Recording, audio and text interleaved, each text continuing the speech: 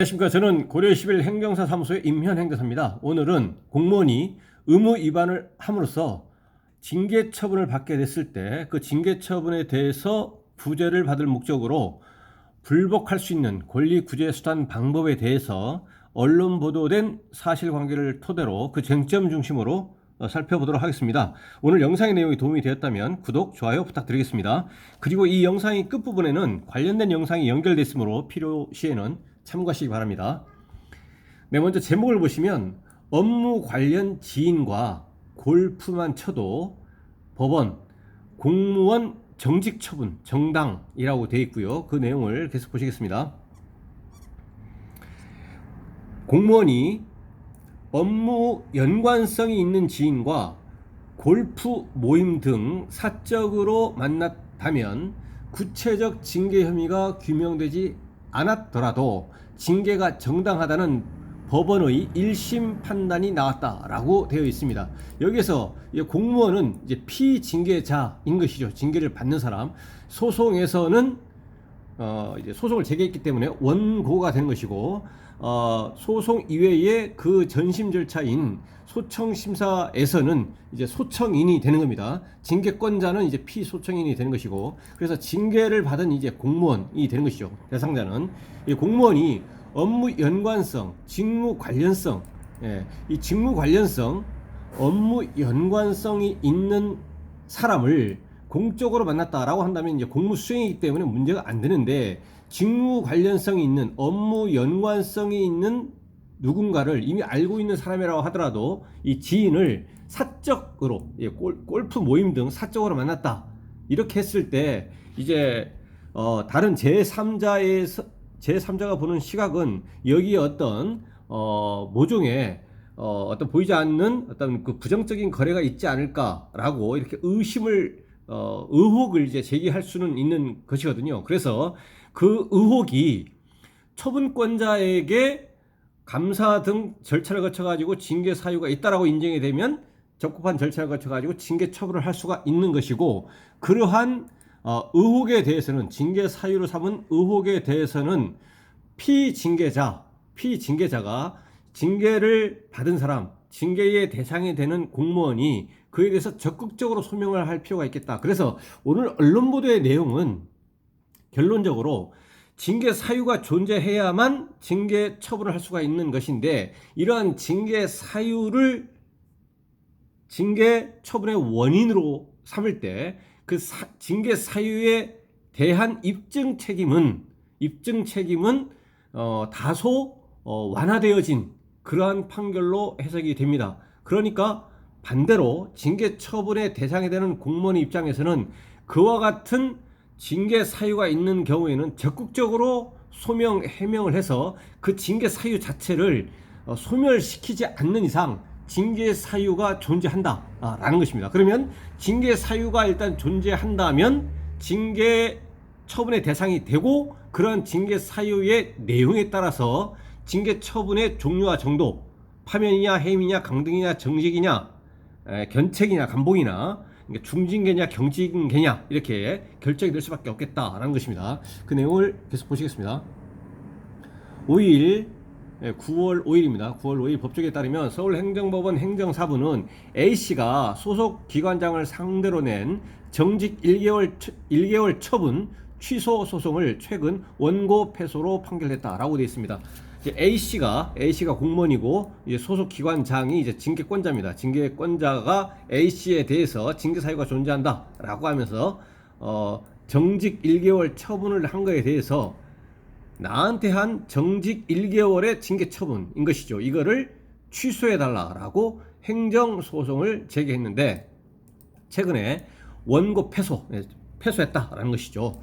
공무원 A씨는 2020년 규제 심사를 담당하던 중 규제 심사 업무를 담당했습니다. 이 공무원 A씨는 지인 B씨와 이미 알고 지내는 B씨와 2회, 2차례에 걸쳐서 골프를 치고 3회에 걸쳐서 식사를 함께 했다라는 것이죠. 그래서 골프하고 식사를 했습니다. 그래서 이러한 사적 모임이 원천적으로 봉쇄가 되는 것은 아니죠. 그런데 그 사적 모임의 구체적인 내용에 따라서 이것이 이제 이해관계인이 될 수가 있는 것이죠. 예를 들어서 뭐 초중고 고등학교 동창인데 공개되어진 장소에서 여러 명들과 같이 이렇게 사적인 그 업무 이외에 사적인 모임을 가질 수가 있는 것이죠. 그래서 여기에 이해관계인이 어떤 사실로 인해서 내가 하는 업무로 인해서 이익이나 이제 손해를 받을 수 있는 그런 사람이 그 자리에 있다는 사실만으로 그 자체가 부인되거나 또 징계 사유가 존재하는 것은 아니죠. 근데 이렇게 이미 알고 있는 지인이라고 하더라도 이 지인이 자기가 담당하는 규제 심사 업무와 영향을 받는 그러한 어떤 회사나 이런 데서 근무를 하고 있고, 그리고 이제 골프하고 식사를 했다라고 하면 이 골프 치고 식사를 한 것이 할 때 누구하고 있었는지, 그리고 골프 그리고 식사 이 비용을 분담을 한 것인지, 그리고 그 비용을 결제를 했다면 이것이 신용카드로 한 것인지 현금으로만 한 것인지, 그 상식을 가진 일반인의 평균적 상식을 가진 일반인의 시각으로 판단하더라도 용인될 수 있는 수준인 것인지, 이런 것들로 인해서 이 사적 모임이라고 하는 그 구체적인 내용에 따라서 징계 사유가 될 수도 있고 안 될 수도 있다라는 것이고, 여기서 징계 사유가 된다고 한다면 징계 사유를 원인으로 해서 징계 처벌을 받는 공무원의 입장에서는 징계 그 사유를 깨뜨리는 적극적인 해명 내지는 소명이 있어야 된다라는 것이죠. 이를 두고 A씨가 향응을 수수했다는 의혹이 제기되자, 향응을 수수했다는 의혹이 제기된 겁니다. 어떠한 사실로 지인인데 이 지인과 두 차례 골프를 치고 세 차례 식사했다, 이것만으로도 향응을 수수했다라고 하는 객관적 증명은 존재하지 않을 수가 있지만 의혹이 제기될 수가 있다는 얘기죠. B라는 사람하고 두 차례 골프하고 공무원이 세 차례 식사했다, 여기에 뭔가 그 부정적인 어떤 내용이 있는 것이 아니냐라고 의혹을 제기할 수가 있다는 얘기입니다. 그래서 이제 소속기관에서 이제 의혹이 어떤 형태로도 뭐 민원을 제기했던 어떤 형태로 되게 되면 소속기관에서는 이제 감사 업무를 하게 되는 거죠. 그래서 이제 그 징계 사유가 존재하는지 여부에 대해서 이제 감사를 하게 됩니다. 그래서 해당 기관은 지난해 2월 A씨에게 품위 유지 의무 위반, 공무원의 의무 중에서 품위 유지 의무 위반을 들어서 정직 1개월의 징계를 내렸다, 정직 1개월의 처분을 했다라는 것입니다. A씨는 단순히 의혹만으로 징계할 수는 없다며 행정소송을 제기했다. 단순히 의혹만으로 제기할 수 없다라고 하는 것이 공무원 그 A씨의 핵심적인 주장인 것이죠. 의혹만으로라는 겁니다. 그러니까 객관적 증명이 없는데 내가 그 이해관계인이라고 하는 이 지인 B씨로부터 어떤 금전을 수령했다거나 그러한 사실이 객관적으로 존재하지 아니하고 단순히 의혹만이 존재하는데 이거를 징계 사유로 삼아서 징계할 수 없다라고 행정소송을 냈다라고 되어 있습니다. 근데 여기서 행정소송을 냈다라고 하는 거에 생략되어 있는 것은 A씨가 공무원이고 징계처분을 받았다라고 한다면 이 징계처분에 대해서 불복해서 구제를 받을 수 있는 권리구제 수단 방법은 소청심사라고 하는 것이 있고 행정소송이라고 하는 것이 있습니다. 소청심사는 한 번의 기회가 있고 행정소송은 1심, 2심, 3심까지 있습니다. 1심에서 패소하더라도 이에 불복해서 2심 갈 수가 있는 것이고 2심에서 패소하더라도 3심 대법원까지 갈 수가 있습니다. 그리고 소송 단계에서 1심, 2심, 3심 소송 단계에서는 원고하고 피고, 소송을 제기한 사람, 소송을 당한 사람, 양 당사자 모두에게 항소 및 상고권이 인정이 돼서 1심에서 져도 항소해서 2심 갈 수가 있는 것이고 대법원까지 갈 수도 있습니다. 그래서 A씨가 이 소송에서 승소하더라도 상대방 측에서 인정하지 못하겠다, 1심 판결에 대해서 2심 가자 그러면 2심 가는 것이고, 또 3심 대법원 갈 수가 있는 것이고, 또 마찬가지로 그 A씨가 1심에서 졌다고 하더라도 나 1심 판결 인정하지 못하겠다, 2심 가자 하면 2심 가는 겁니다. 그래서 원고, 피고, 양 당사자 모두에게 항소 및 상고권이 인정이 됩니다. 그래서 소송 단계에서는 그런데 공무원에 대한 징계 처분은 바로 그러한 징계 처분에 불복해서 바로 법원에 행정소송을 제기할 수가 없고, 그 전에 반드시 소청심사라고 하는 전심 절차를 거쳐야만 됩니다. 소청심사라고 하는 것은 행정법상 특별행정심판으로서의 법적 성격을 갖습니다. 그래서 특별행정심판에 속하는 소청심사를 청구해서 그 결과에 대해서 인정하지 못하겠다라고 한다면 행정소송으로 갈 수가 있습니다. 행정소송으로 간다는 것은 A씨가 그럴 수가 있습니다. 그러니까 A씨 입장에서는 소청심사를 나에 대한 징계처분에 대해서 불복해서 어떠한 점 때문에 위법 또는 부당하다라고 소청심사를 청구했는데 거기에서 A씨가 희망하는 결과가 안 나왔다라고 한다면 그 소청심사 결과에 대해서 인정하지 못하겠다라고 해서 또다시 행정소송, 법원에 행정소송 갈 수가 있습니다. 그러면 행정소송으로 들어오면 이제 양 당사자 모두에게 항소 및 상고권이 인정이 돼서 대법원까지도 갈 수가 있겠다. 물론 어느 쌍방이 1심에서 또는 2심에서 이제 패소하게 되면 그에 대해서 이제 항소 내지는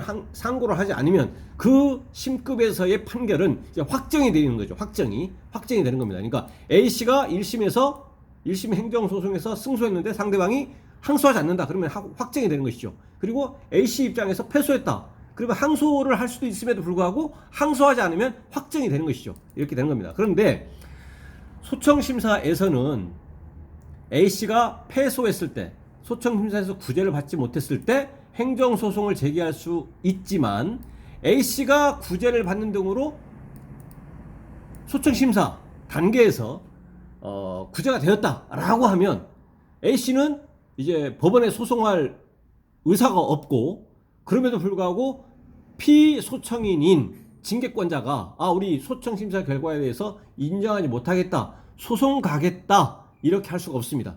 이것이 가장 핵심적인 차이인 것이죠. 그래서 공무원 A씨는 소청심사 단계에서 구제를 받아버리는 것이 가장 합리적이고 확실한 거죠. 왜냐? 소청심사에서 구제가 되면 확정적으로 구제를 받는 것입니다. 소청심사에서 구제가 되면 상대방이 이에 대해 불복해서 행정소송을 할 수 없기 때문에 그런 것이죠. 근데 소청심사에서 구제가 되지 않으면 A씨 입장에서는 행정소송으로 갈 수가 있는 겁니다. 그렇기 때문에 소청심사라고 하는 특별행정심판 이 결과로서 구제를 받는 것이 A씨 입장에서 가장 합리적이고 확실하다. 왜냐하면 확정적 권리 구제 수단 방법이기 때문에 그렇습니다.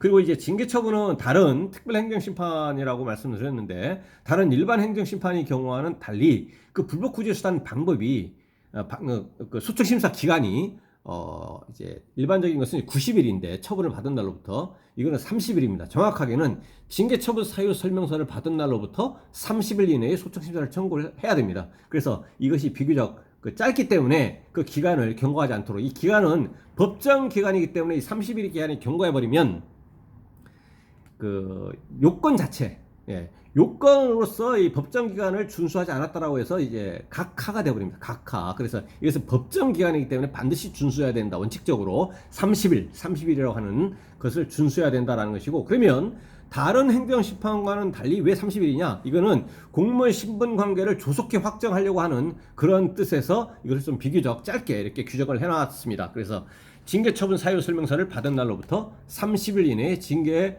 처분에 불복해서 소청심사를 청구할 수가 있겠고, 이에 대해서 구제를 받지 못하는 등으로 소청심사 결과에 불복하고자 한다면 행정소송을 제기할 수 있겠다. 그래서 A씨가 여기서 행정소송을 냈다라고 하는 여기에 있는 속뜻은 소청심사를 청구하였음에도 불구하고 기각되는 등으로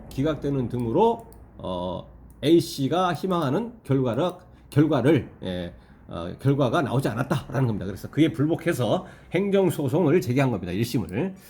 계속 보시겠습니다. 그는 재판에서 직접적인 이익이 연계되지 않은 회사에 근무하는 친한 지인, 직접적인 이익이 연계되지 않은 회사에 근무하는 친한 지인입니다. 친한 지인과 만난 것이라며 업계의 현실적인 운영 현황을 습득해 이해 관계자들이 이견 조정 업무에 활용하고자 했다고 주장했다. 그러니까 그 공무원 A씨 주장은 이 지인은 결과적으로 이해관계자는 아니고 이해관계인은 아니고 이 지인을 만났고 직접적인 이익이 연계되지 않은 회사에서 근무하고 있는, 그래서 이해관계인이 아니라고 주장하는 것이죠. 그래서 지인을 만나가지고 그 업계에 현실적인 어떤 운영 현황을 습득해서 그래서 업무와 관련되어진 정보 같은 거를 습득을 해서 오히려 업무의 효율성 증진 목적 등이죠. 이런 거를 습득을 해가지고 정보를 습득해서 실무적인 정보를 습득해가지고 오히려 직무를 수행함에 있어서 이해관계자들의